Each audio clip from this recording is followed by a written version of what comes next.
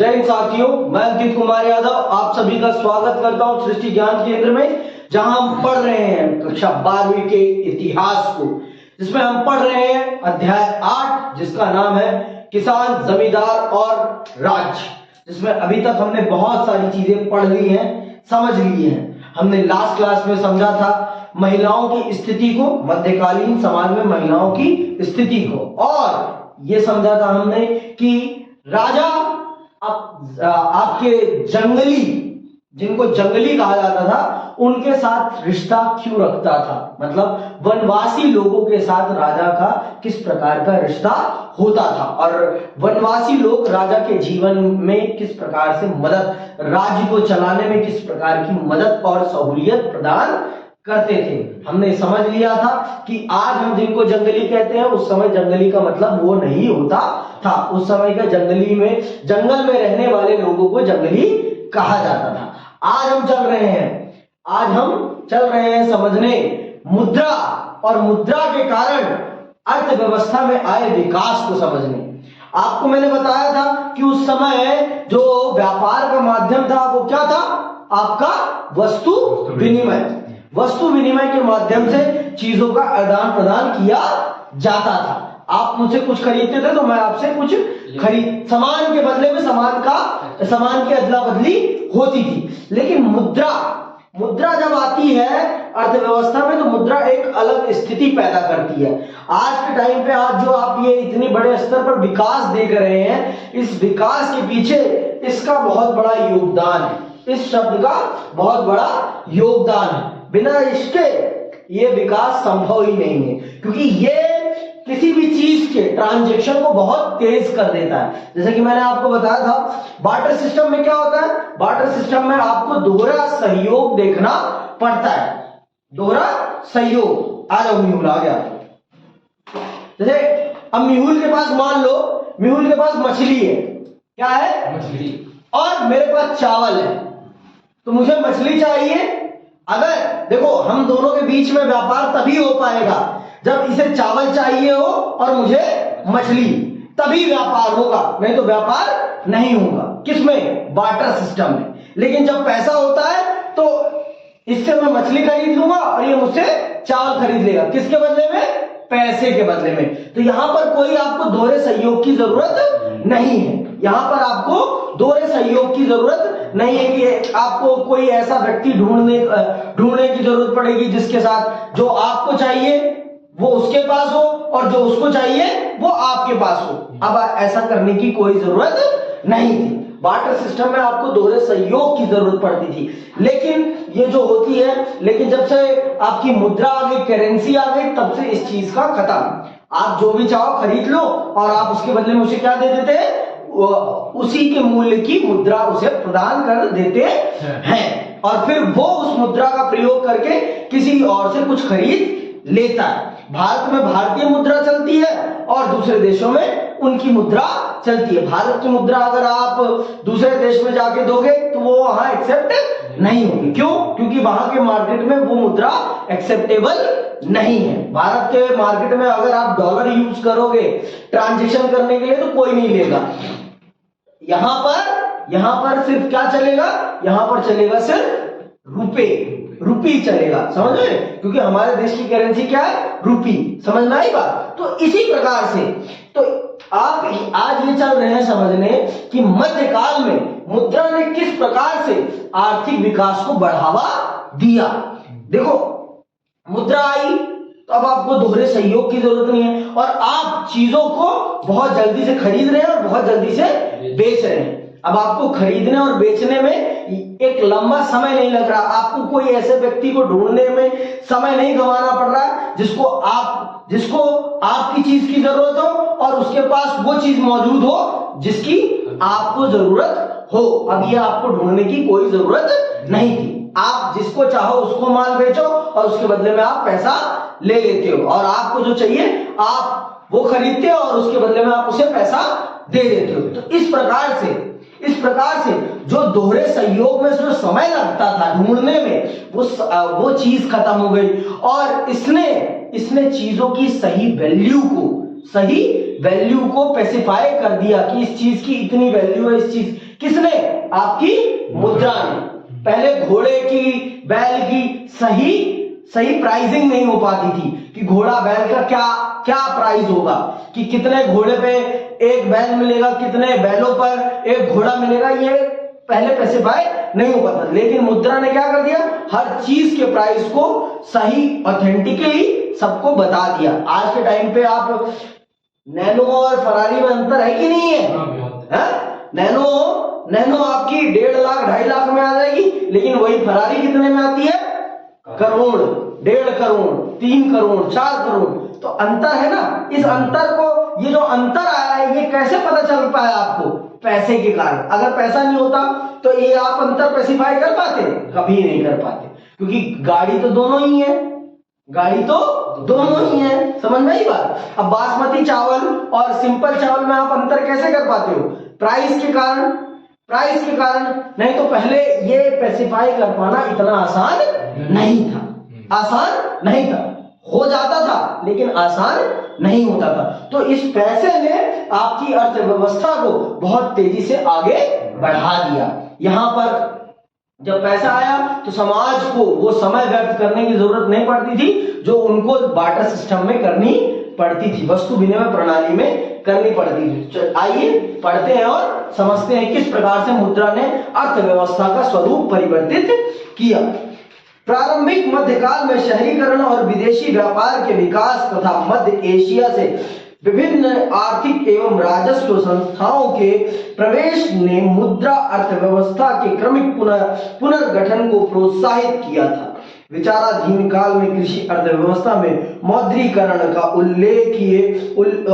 उल्लेखनीय विस्तार हुआ और वस्तु विनिमय पर आधारित अर्थव्यवस्था का स्थान मुद्रा अर्थव्यवस्था ने ले लिया। मुगल सम्राटों की वित्तीय एवं आर्थिक नीतियों के कारण साम्राज्य में मुद्रा का संचरण बढ़ने लगा। शाही टकसाल में खुली सिक्का ढलाई की पद्धति ने मुद्रा संचरण को और अधिक विस्तृत बनाया। शीघ्र ही मौद्रिक कारोबार के महत्व में वृद्धि होने लगी। मुगल सम्राटों की राजस्व नीति ने मुद्रा अर्थव्यवस्था की समृद्धि में विशेष रूप से योगदान दिया। ये बात जान लो आप कि जहां पहले एक लंबा समय आपको चीजों को खरीदने में लग जाता था, अब वो आपको नहीं लग रहा था और आपका विदेशी व्यापार भी बहुत तेजी से आगे बढ़ रहा था। पहले क्या था, विदेशी लोगों को खरीदने में हिचकिचाहट होती थी क्योंकि उनके पास वो चीज नहीं होती थी जो आपको चाहिए होती थी। लेकिन अब उनके पास भी एक चीज थी जो आपको भी चाहिए थी और जो सामान आपके पास था वो उनको तो चाहिए था। वो क्या था? पैसा सब ले रहे थे भाई, पैसा था जो सब ले रहे थे। पैसे की तो कोई मनाही नहीं। और उस समय पैसा कैसा होता था? सोने और चांदी में होता था। तो सोने चांदी की तो अपनी अलग ही कीमत होती थी, तो वो तो सब एक्सेप्ट कर ही लेते थे चाहे जैसा भी हो। अगर आप भारत का मध्यकाल पढ़ेंगे और भारत की मध्यकाल में बनी पिक्चरों को देखेंगे तो आपको देखने को मिलेगा कि उस समय सिक्के जो थे वो सारे के सारे सोने चांदी के ही सिक्के होते थे ज्यादातर, और उन्हीं सिक्कों के माध्यम से व्यापार किया जाता था। व्यापार के माध्यम के रूप में वही प्रयोग किए जाते थे। क्या? सोने और चांदी के सिक्के। 16वीं शताब्दी के प्रारंभिक दशकों में ही राज्य द्वारा किसानों को यह छूट दे दी गई कि वे भू राजस्व का भुगतान नगद अथवा जिंस के रूप में कर सकते थे। इस सुविधा के परिणाम स्वरूप भारतीय अर्थव्यवस्था में मौद्रिक कारोबार के महत्व में वृद्धि होने लगी। यह सत्य है कि इस काल में ग्रामों में दस्तकार विशाल संख्या में रहते थे और उन्हें उनकी सेवाओं के बदले प्रायः जिन्स के रूप में अर्थात उत्पादन के रूप में भुगतान किया जाता था। किसान उन्हें उनकी सेवाओं के बदले अपने खेतों में होने वाले उत्पाद का एक निश्चित भाग दे देते थे, किंतु इसका अभिप्राय यह कदापि नहीं समझा जाना चाहिए कि वस्तु विनिमय प्रणाली ही तत्कालीन अर्थव्यवस्था का प्रमुख आधार थी। हमें इस काल में सेवाओं के बदले नगद भुगतान के उदाहरण भी उपलब्ध होते हैं। उदाहरण के लिए 18वीं शताब्दी के स्रोतों में बंगाल में जजमानी नामक एक व्यवस्था का उल्लेख मिलता है, जिसके अंतर्गत बंगाल में जमींदार लोहारों, बढ़इयों और सुनारों तक को उनकी सेवाओं के बदले रोज का भत्ता तथा खाने के लिए नगदी देते थे। इससे स्पष्ट हो जाता है कि नगद भुगतान की व्यवस्था प्रचलन में थी, हालांकि इसका व्यापक रूप से प्रचलन नहीं था। तो ये जान लीजिए आप कि मध्यकाल में दोनों प्रकार की व्यवस्थाएं थी। आपकी बार्टर सिस्टम भी था और आपकी मुद्रा के माध्यम से नगद भी था, जिसके दोनों ही तरीकों से चीजों को खरीदा और बेचा जाता था। शहरों में आपकी नगद का प्रयोग किया जाता था और गांव में आपका वस्तु विनिमय का प्रयोग किया जाता था, क्योंकि गांव के लोग ही होते थे, जिस कारण से उनका आपसी भरोसा होता था, तो वो नगद का प्रयोग ना करके वो आपका वस्तु विनिमय का प्रयोग करते थे। और जो शहर में व्यापारी होते थे वो अधिकतर मुद्रा का ही प्रयोग करते थे चीजों की खरीद फरोख्त के लिए। चीजों की खरीद फरोख्त के लिए आपकी नगदी का ही प्रयोग किया जाता था। कहां? शहरों में। और बड़े बड़े लोग नगदी के माध्यम से ही चीजों का आदान प्रदान करते थे। अगर उनको कोई सेवा देता था तो वो सेवा के बदले में उसे नगदी प्रदान करते थे। कौन? जमींदार, बड़े बड़े लोग इसी प्रकार से काम करते थे। तो दोनों तरीके मध्यकाल में प्रचलित थे, आपका वस्तु विनिमय भी और आपकी नगदी व्यवस्था भी। दोनों ही प्रकार से चीजों के आदान प्रदान में चीजों की खरीद फरोख्त में प्रयोग किया जाता है। किसका? आपका वस्तु विनिमय और आपकी नगदी व्यवस्था। नगदी में क्या है? पैसे के माध्यम से चीजों की खरीद फरोख्त हो रही है, और वस्तु विनिमय में क्या है? चीजों के बदले में चीजों की खरीद फरोख्त हो रही है। और शहरों में नगदी की प्रयोग होती थी और गांव में आपकी वस्तु विनिमय प्रणाली का प्रयोग किया जाता था चीजों की खरीद फरोख्त के लिए। समझ में आई बात कि अभी भी नहीं आई? आगे सुनो।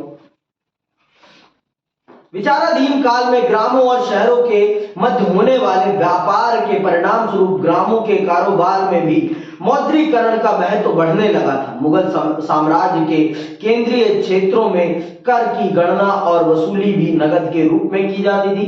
किसान सुविधा एवं इच्छा अनुसार अनाज अथवा नगद रूप में भू राजस्व का भुगतान कर सकते थे। दोनों तरीके से आप भू राजस्व का भुगतान कर सकते थे। अनाज भी दे सकते थे आप और पैसे भी दे सकते थे। जो आपकी इच्छा करे उस रूप में आप टैक्स पे कर सकते थे मध्यकाल में।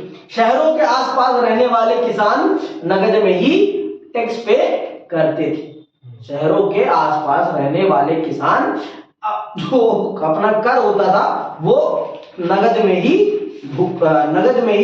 उसको जमा करते थे।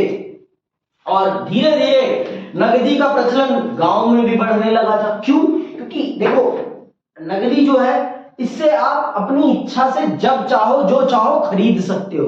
लेकिन बार्टर सिस्टम में क्या है? मैंने आपको बताया, बार्टर सिस्टम में आप चीज के बदले में चीज खरीदोगे, चीज के बदले में चीज, लेकिन पैसे से आप जो चाहोगे वो खरीदोगे और जब चाहोगे तब खरीदोगे। तो इस चीज ने पैसे ने इस प्रकार से अर्थव्यवस्था को तेजी प्रदान करी। इंसान अपनी इच्छा के अनुसार चलने लगा और जब चाहे जितना चाहे तब खरीद सकता था। देखो, अब बार्टर सिस्टम में एक आपकी वस्तु विनिमय प्रणाली में आपको जब कोई किसी से बहुत ज्यादा सामान खरीदना होता था, मान लो किसी से गाय भैंस खरीदनी है तो आपको उसके बदले में उसे एक गाड़ी अनाज देना पड़ता था। लेकिन अब गाड़ी अनाज के लेके चलने में तो बहुत मुश्किल है ना भाई। और बार्टर सिस्टम के लिए आपको अनाज को स्टोर करके रखना पड़ता था। लेकिन अब अगर आपके पास नगदी है तो नगदी तो आप जेब में लेकर चल सकते हो। और आज के टाइम पे देखो, आपको तो पैसा भी लेकर चलने की जरूरत नहीं है, फोन साथ में है, स्कैन करा, पैसे कट गए।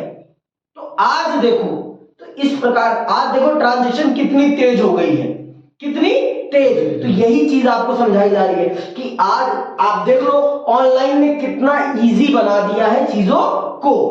खुद सोचो, अगर ये ऑनलाइन नहीं होता, अगर कोई व्यक्ति पैसा भूल जाता था तो वो कुछ भी खरीद नहीं पाता था। लेकिन आज क्या है, आप बटुआ घर पे भूल जाओ, अगर आपके पास अपना फोन है तो आपका सारा काम हो जाएगा, आपका सारा काम हो जाएगा। क्यों? क्योंकि आज सब कुछ हमारे फोन के अंदर मौजूद है, हमारा बटुआ भी, हमारे आईडीज भी, सब कुछ मौजूद है। क्या नहीं मौजूद हमारे फोन में? ये किसने इजी बनाया? इंटरनेट ने। और उस समय देखो वस्तु विनिमय में क्या था कि आपको कुछ भी चीज खरीदने जाना था तो आपको अपने साथ मोटा अनाज कुछ भी लेकर चलना पड़ता था, तभी आप खरीद फरोख्त कर सकते थे। लेकिन जब पैसा आ गया तो आप अपने जेब में पैसा लेकर जाते थे और अपनी मर्जी का जो सामान आपको पसंद आता था आप खरीद कर चले आते थे। तो पैसे ने क्या करा? पैसे ने चीजों को आसान बना दिया, खरीद फरोख्त को आसान बना दिया, जिसके कारण अर्थव्यवस्था में तेजी आ गई। अब सामान को खरीदने और बेचने में समय नहीं लगता था। क्यों नहीं लगता था? क्योंकि आपको दोहरे सहयोग की जरूरत नहीं थी। दोहरे सहयोग समझे कि नहीं समझे? दोहरा सहयोग क्या है बताओ कृष्ण? क्या नाम है? दोहरा सहयोग क्या है बताओ? वस्तु विनिमय प्रणाली में दोहरे सहयोग से आप क्या समझते? कि भैया जैसे उसमें हमें कोई चीज खरीदनी है तो हमें अब उसकी जरूरत नहीं है। जैसे हमें क्या नाम है, हमें जो खरीदना है उसके लिए हमें वो सामान होने की जरूरत नहीं है, हमें कैश है तो हम खरीद सकते हैं। मैंने क्या बोला? वस्तु विनिमय प्रणाली में दोहरे सहयोग का क्या अर्थ है? सामान के बदले सामान देते हैं। हाँ, सामान के बदले में सामान का मतलब क्या है ये बताओ ना। दोहरा सहयोग से क्या मतलब है? दोहरा सहयोग में ये हो गया ना कि अगर जो हमारे को चाहिए हाँ, वो अगर सामने वाले को भी मतलब सामने वाले के मतलब जो हमारे पास सामान है वो सामने वाले को भी चाहिए। हाँ, और जो उसके पास सामान है वो हमें चाहिए। हाँ, इसे कहते हैं दोहरा सहयोग। इसे कहते हैं दोहरा सहयोग। समझ में आया? इसे कहते हैं वस्तु विनिमय प्रणाली का दोहरा चाहिए, वो हमें भी जो सामने वाले के पास है वो आपको चाहिए और जो आपके पास है वो सामने वाले को चाहिए, तभी हम दोनों के बीच में लेन देन हो पाएगा, नहीं तो संभव नहीं है। तो वस्तु विनिमय प्रणाली में इसलिए बहुत ज्यादा समय लगता था चीजों के आदान प्रदान होने में, और चीजों का सही ढंग से आकलन नहीं हो पाता था। सही ढंग से आकलन नहीं हो पाता था कि किसके बदले में कितना क्या दिया जाना चाहिए। मछली के बदले में कितना चावल देना चाहिए या कितना गेहूं देना चाहिए, ये समझ में नहीं आ पाता था। समझ में आएगा? लेकिन जब पैसा आया तो पैसे ने इस सारी समस्या का समाधान कर दी कि एक मछली ले रहा हूं तो भाई एक मछली के होते हैं 20 रुपए, 30 रुपए, 100 रुपए। समझ में आएगा? और अगर आप मुझसे 1 किलो चावल ले रहे हैं तो उसके बदले में आपको मुझे 30 रुपए, 20 रुपए, 10 रुपए इतने देने पड़ेंगे। समझ में आएगा? तो पैसे ने क्या कर दिया? पैसे ने हर चीज की वैल्यू को डिफाइन कर दिया कि किस चीज की कितनी वैल्यू होगी, किस चीज की क्या वैल्यू होगी, इस कप शर्ट की क्या वैल्यू होगी, उस जैकेट की क्या वैल्यू होगी, जीन्स की क्या वैल्यू होगी, उसने डिफाइन कर दिया। लेकिन वस्तु विनिमय प्रणाली में इन चीजों की सही कीमत डिफाइन नहीं थी। समझ में आई बात? तो इस प्रकार से वस्तु विनिमय प्रणाली ने अर्थव्यवस्था को क्या दिया? एक नई पुशअप दिया, और जिससे अर्थव्यवस्था बहुत तेजी से, इसने क्या कर दी? तेजी ला दी। इसने क्या कर दिया? तेजी ला दी। जैसे मैंने आपको बताया इंटरनेट ने क्या कर दिया हमारे समाज में? तेजी। सेवाओं का और वस्तुओं के आगमन का जो रफ्तार थी उस रफ्तार को बढ़ा दिया, तीव्र कर दिया। और रफ्तार बढ़ जाती है तो जो चीज 10 दिन में होनी होती थी वो अब 2 दिन में हो जाती थी। समझ में आई बात? तो इसलिए जो प्रोग्रेस हम 20 साल में करने वाले थे वो हमने 5 साल में ही कर ली। अब बात समझ में आई कि मैं क्या कहना चाहता हूं और किस प्रकार से पैसे ने अर्थव्यवस्था को इतना ज्यादा पंप कर दिया कि अर्थव्यवस्था बहुत तेजी से फल फूल गई। अब बात समझ में आई कि अभी भी नहीं आई? तो मध्यकाल में पैसे ने यही काम किया और इसीलिए मुगल काल बहुत ज्यादा समृद्ध हो गया, क्योंकि विदेशों का पैसा भी भारत में खिंचा चला आया। भारत में विदेशों से यूरोप का पैसा, अरब का पैसा, सारा पैसा खींचा चला आया, क्योंकि भारत की चीजें दूर दूर तक फैल गई, और दूर दूर तक फैली तो दूर दूर के लोगों को भारत की चीजों की मांग हुई और उनको भारत की चीजों की आदत पड़ गई, तो वो खुद ब खुद भारत की चीजों की तरफ खींचे चले आए। खुद ब खुद वो भारत की चीजों की तरफ खींचे चले आए। समझ में आई बात? ये पैसे ने ही संभव बनाया, नहीं तो पहले भारत की चीजें बाहर नहीं जा पा रही थी। क्योंकि किसी को भी कुछ खरीदना है तो उसको दोहरे सहयोग की जरूरत पड़ती थी। उस मात्रा में नहीं जा रही थी जिस मात्रा में जानी चाहिए थी। और पैसे ने क्या कर दिया, बहुत तेजी से भारत की चीजों को विश्व के कोने कोने में पहुंचा दिया और फिर पूरा विश्व भारत की चीजों का क्या हो गया, मुरीद हो गया। और फिर भारत ने उससे खूब पैसा कमाया। समझ में आई बात की नहीं आई? तो इस प्रकार से मध्यकाल में आपकी इस मुद्रा ने, मनी ने कैसे पूरी अर्थव्यवस्था को ही तब्दील कर दिया। आप समझ में आया? अब बात समझ में आ गई? चलो आगे सुनो। मुगल साम्राज्य के केंद्रीय क्षेत्रों में कर की गणना और वसूली भी नगद रूप में की जाती थी। किसान सुविधा एवं इच्छा अनुसार अनाज अथवा नगद रूप में भू राजस्व का भुगतान कर सकते थे, किंतु राज्य नगद रूप में भू राजस्व प्राप्त करना अधिक अच्छा समझता था।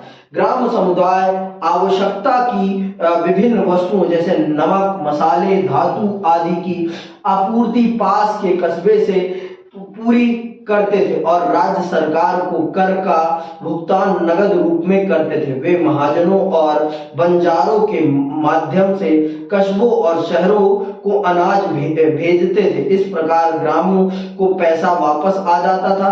निर्यात के लिए उत्पादन करने वाले दस्तकारों को भी उनकी जमींदारी का भुगतान अथवा अग्रिम भुगतान नगद रूप में ही किया जाता था। व्यावसायिक फसलों के उत्पादन ने भी मौद्रिक कारोबार में वृद्धि की। कपास, रेशम अथवा नील जैसी फसलें पैदा करने वाले अपनी फसलों का भुगतान नगद में ही प्राप्त करते थे। यही कारण है कि हमें 17वीं शताब्दी के सभी भारतीय ग्रामों में सराफों का उल्लेख मिलता है। इसी शताब्दी में फ्रांसीसी यात्री जै बेस्टिल टैवेलियन ने लिखा था, भारत में वे गांव बहुत ही छोटे कहे जाएंगे जिनमें मुद्रा की फेरबदल करने वाले, जिन्हें सराफ कहते हैं, ना हो। एक बैंकर के समान सराफ हवाला भुगतान करते हैं, अपनी मर्जी के मुताबिक पैसे के मुकाबले रुपए की कीमत बढ़ा देते हैं और कौड़ियों के मुताबिक पैसे की। तो इस प्रकार से जैसे बैंक है आज के टाइम पे, वैसे ही उस समय सराफ होते थे, जो जैसे कह सकते हो यार सराफ मतलब जमींदार लोग जो पैसे का लेन देन करते थे, जो पैसे की कीमत डिसाइड करने में बहुत बड़ी भूमिका निभाते थे। जैसे आज के टाइम पे बैंक है, उस टाइम पे सराफ होते थे। सराफ जो बैंकिंग का काम किया करते थे, लोगों को उधार दिया करते थे, लोगों को मतलब उधार देने का मुख्य रूप से काम करते थे और उसके बदले में उनसे क्या लेते थे, क्या बोलते हैं उसको, सूद लेते थे। सूद समझते हो ना, टैक्स, ब्याज। ठीक है। जमींदारियों के विस्तार ने भी मौद्रीकरण के विकास को बढ़ावा दिया। जमींदारों ने किसानों को कृषि योग्य भूमि के विस्तार के लिए प्रोत्साहित किया। उन्होंने किसानों को कृषि संबंधी उपकरण तथा उधार देकर वहां बसने में सहायता प्रदान की। जमींदारियों के क्रय विक्रय ने ग्रामों में मौद्रीकरण की प्रक्रिया को तीव्र बनाया। जमींदार किसानों से राजस्व की मांग नगद रूप में करते थे। वे अपने स्वामित्व की जमीनों की फसल भी बेचते थे। समकालीन स्रोतों से पता चलता है कि जमींदार प्राय अपने बाजारों अथवा मंडियों की स्थापना कर लेते थे। किसान यहाँ अपनी फसल बेचकर नगदी प्राप्त कर लेते थे और जमींदार को कर का भुगतान भी कर देते थे। कारोबार में मौद्रीकरण का महत्व बढ़ने के परिणाम स्वरूप किसान उन्हीं फसलों के उत्पादन पर बल देने लगे जिनकी बाजार में पर्याप्त मांग थी और जिनकी अच्छी कीमत मिलती थी। तो इस मौद्रीकरण ने लोगों को पूंजीवाद की तरफ घसीट लिया। मौद्रीकरण ने ही पूंजीवाद को जन्म दिया है। अगर पैसा नहीं आता तो कभी पूंजीवाद ही नहीं आता। तो जिस दिन से पैसा आ गया उस दिन से किसान भी वही फसलें उगाने लगे जिन फसलों की बाजार में मांग थी और जिन फसलों को बेचने पर अच्छा पैसा मिलता था। तो यहीं से पूंजीवाद आया है, आज से पूंजीवाद नहीं है। पूंजीवाद उस दिन से है जिस दिन से इंसान के मन में लाभ की इच्छा पैदा हो गई। लाभ की इच्छा ने ही पूंजीवाद को पैदा किया। हाँ, पूंजीवाद वो अर्थव्यवस्था है जिसमें हम किसी भी चीज को जो भी उगाते हैं ना, वो मार्केट की डिमांड के हिसाब से उगाते हैं और हमारा मूल उद्देश्य होता है लाभ कमाना। ठीक है, एक समझाऊंगा पूंजीवाद क्या है। पूंजीवाद एक अर्थ विचारधारा है, आर्थिक विचारधारा है, जिसमें हम कुछ भी मतलब कुछ भी उगा रहे हैं तो हम लाभ के लिए उगा रहे हैं, हमारा कोई उद्देश्य नहीं है समाज कल्याण का। अब कोई दुकानदार अगर दुकान खोल रहा है तो उसका मूल उद्देश्य क्या है? पैसा कमाना। और ये पैसे कमाने की जो हमारी धारणा है ये क्यों पैदा हुई है हमारे अंदर? क्योंकि हम एक पूंजीवादी समाज में रह रहे हैं। हमारे अंदर लाभ व्यापार करने की ये जो इच्छा है, इसी इच्छा को पूंजीवाद कहा जाता है। व्यापार करने की इच्छा, व्यापार करोगे तो आप लाभ कमाओगे ही कमाओगे। तो व्यापार और ये जो लाभ कमाने की इच्छा है, इसी लाभ कमाने की इच्छा और इस विचार को ही हम पूंजीवाद कहते हैं। समझ में आई बात? आगे सुनो। मुगल साम्राज्य एक शक्तिशाली साम्राज्य था जिसकी सत्ता एवं संसाधनों पर मजबूत पकड़ थी। परिणाम स्वरूप विचाराधीन काल में भारत के विदेशी व्यापार में महत्वपूर्ण विस्तार हुआ। इस काल में भारत अपने सूती वस्त्रों के लिए विश्व भर में प्रसिद्ध था। एशिया और यूरोप के अनेक देशों में भारतीय सूती वस्त्र की भारी मांग थी। एक अनुमान के अनुसार 1786 से 90 ईस्वी की अवधि में भारत से लगभग 15 लाख पाउंड वार्षिक मूल्य के वस्त्र का निर्यात किया जाता रहा। इसके अतिरिक्त भारत से नील, रेशमी कपड़ा, चीनी, गेहूं, चावल, काली मिर्च, अफीम, मसाले, नमक, सोरा, लकड़ी एवं लाख की कलात्मक वस्तुएं आदि भी विदेशों को भेजी जाती थी। भारत से निर्यात की जाने वाली वस्तुओं का भुगतान करने के लिए भारी मात्रा में चांदी भारत आने लगी। तो इस प्रकार से भारत सोने की चिड़िया बना, क्योंकि भारत की चीजों की विश्व के बाजार में बहुत मांग थी और भारत की चीजों को खरीदने के लिए अंग्रेजों को सोने और चांदी के सिक्कों का प्रयोग करना पड़ता था। समझ आई बात? भारत की चीजों को खरीदने के लिए आपके यूरोपियों को, अरबियों को, अरब जो ये गल्फ एरिया है इन्हें अरबी कहा जाता है। समझ में बात? अभी बताऊंगा अरब कौन सा क्षेत्र है। ठीक है, तो इनको अगर भारत की चीजें खरीदनी होती थी तो इन्हें चांदी और सोने के सिक्कों में ही व्यापार करना पड़ता था। तो इस प्रकार से भारत में चांदी और सोने की भरमार होने लगी। समझ में बात? तो भारत को भारत के व्यापार ने समृद्ध बनाया। तो अगर फिर से भारत को दुनिया का सबसे शक्तिशाली देश बनना है तो भारत को व्यापार करना पड़ेगा। बिना व्यापार के भारत समृद्ध नहीं बन सकता। अगर अमेरिका इतना शक्तिशाली है तो उसके शक्तिशाली होने के पीछे सबसे बड़ा कारण क्या है? उसका पैसा, उसका ट्रेड माइंड, उसका बिजनेस माइंड जो है ना, उसने उसको इतना ज्यादा शक्तिशाली बना रखा है और किसी ने नहीं बनाया उसे। उसका जो वो बिजनेस माइंड है ना, उसने उसको इतना पावरफुल बना रखा है। आई बात समझ में? आगे सुनो। उल्लेखनीय है कि भारत में चांदी के प्राकृतिक संसाधन नहीं थे। इस प्रकार बाहर से विशाल मात्रा में चांदी आना भारत के लिए वरदान सिद्ध हुआ। इसके परिणाम स्वरूप 16वीं से 18वीं शताब्दी के काल में भारत में धातु मुद्रा, विशेष रूप से चांदी के रुपयों की उपलब्धि में स्थिरता बनी है। इससे यहाँ एक और अर्थव्यवस्था में मुद्रा संचरण को बढ़ावा मिला तथा सिक्का ढलाई के कार्य का विस्तार हुआ। वहीं दूसरी ओर साम्राज्य को अधिकाधिक राजस्व नगद के रूप में प्राप्त होने लगा। इटली के एक यात्री जोवानी करेरी, जो 17वीं शताब्दी के अंतिम वर्षों में भारत से होकर गुजरा था, के विवरण से स्पष्ट उल्लेख मिलता है कि 17वीं शताब्दी के भारत का व्यापारिक दृष्टि से महत्वपूर्ण स्थान था। भारत का व्यापार अनंत अवस्था में था और यहाँ विशाल मात्रा में नगद एवं वस्तुओं का आदान प्रदान होता रहता था। इसके परिणाम स्वरूप संपूर्ण विश्व में चांदी किसी न किसी रूप में भारत पहुंच जाती थी।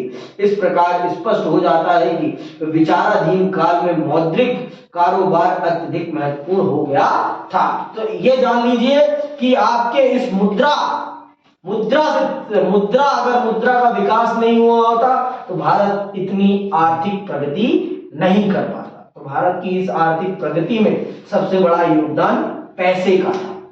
पैसा नहीं आता तो हमारी अर्थव्यवस्था इतनी ऊंचाई पर नहीं जाती, दुनिया हमारी चीजों को नहीं प्राप्त कर पाती जिस मात्रा में प्राप्त कर पा रही थी। मात्रा शब्द यूज कर रहा हूं मैं यहाँ पर, मात्रा में, जिस मात्रा में हमारी चीजें दुनिया में पहुंच रही थी मुद्रा के कारण, वो नहीं पहुंच पाती।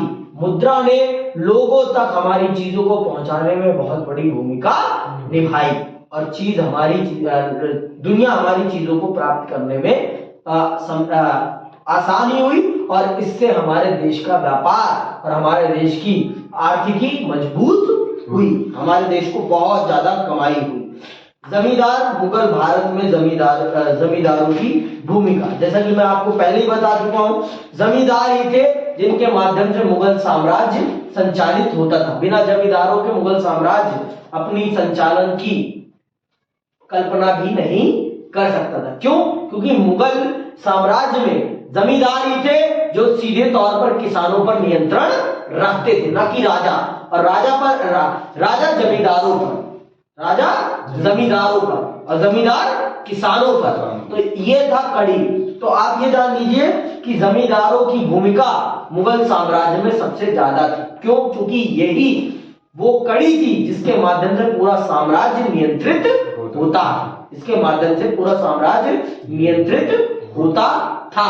इन्हीं के माध्यम से पूरे साम्राज्य, आप इन्हें कह सकते हैं प्रशासन की रीढ़ की हड्डी, प्रशासन की रीढ़ की हड्डी।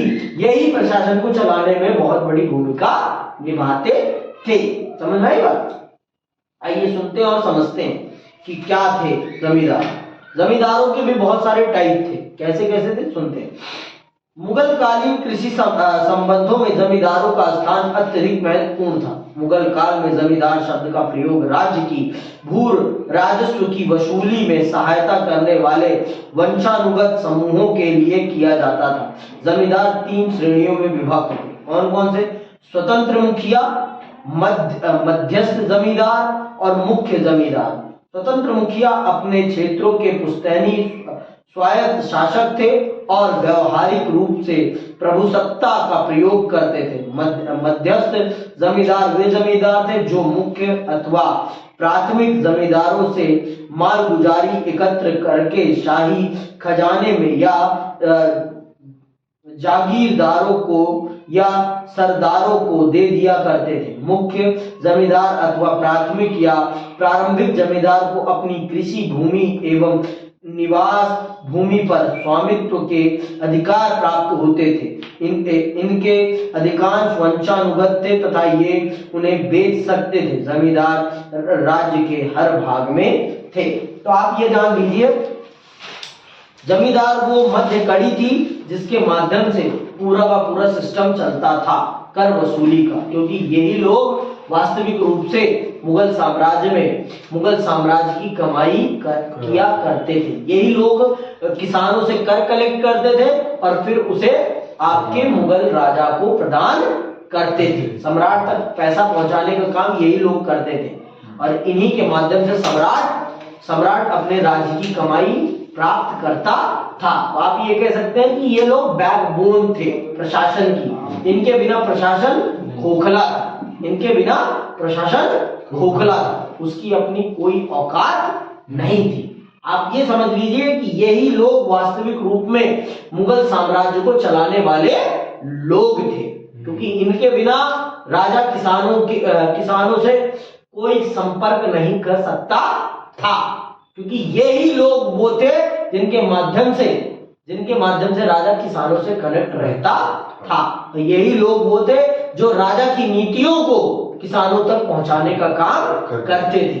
यही वो लोग थे जिनके माध्यम से किसान अपनी समस्या को राजा तक पहुंचाते थे। तो आप ये जान लीजिए, ये वो पुल थे जिसके माध्यम से राजा और किसान जुड़े हुए थे।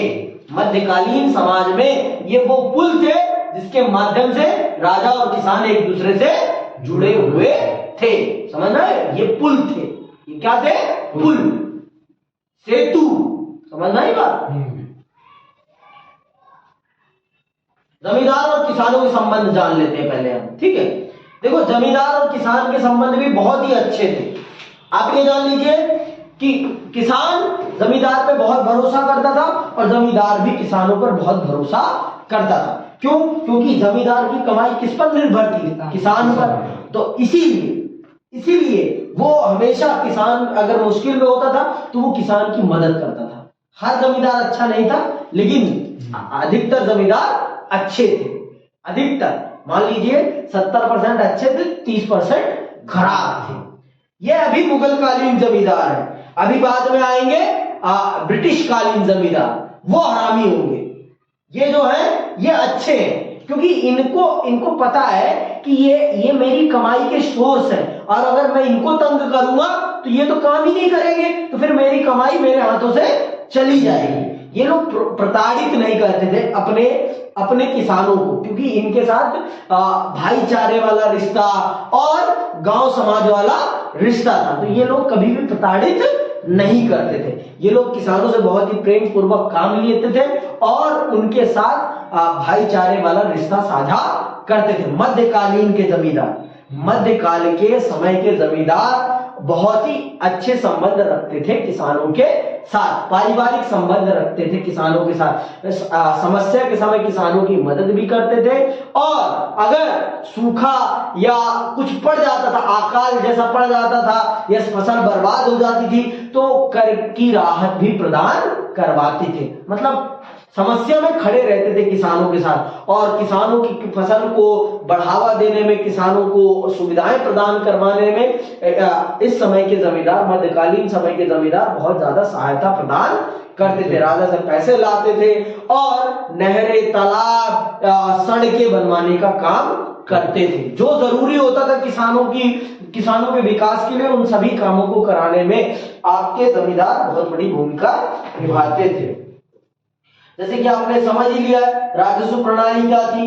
राजस्व प्रणाली आप जानते हैं कैसी थी। आप जानते हैं कि राजस्व सीधे जमींदार कलेक्ट करता था, फिर जमींदार के माध्यम से आपके राजा तक पहुंचता था। तो सारा का सारा सिस्टम बहुत ही ऑर्गेनाइज तरीके का था, और उसमें सबसे बड़ी भूमिका आपके जमींदार की होती थी। जमींदार ही वो कड़ी था जिसके माध्यम से राजा अपनी पकड़ जनता तक रखता था। जमींदार के माध्यम से ही राजा अपनी पकड़ जनता तक रखता था। समझ में आई बात कि अभी भी नहीं आई? आ गई? पक्का? तो अभी ये चैप्टर यहीं समाप्त होता है। इसी के साथ मैं आप सबसे विदा लेता हूं। जय हिंद, जय भारत।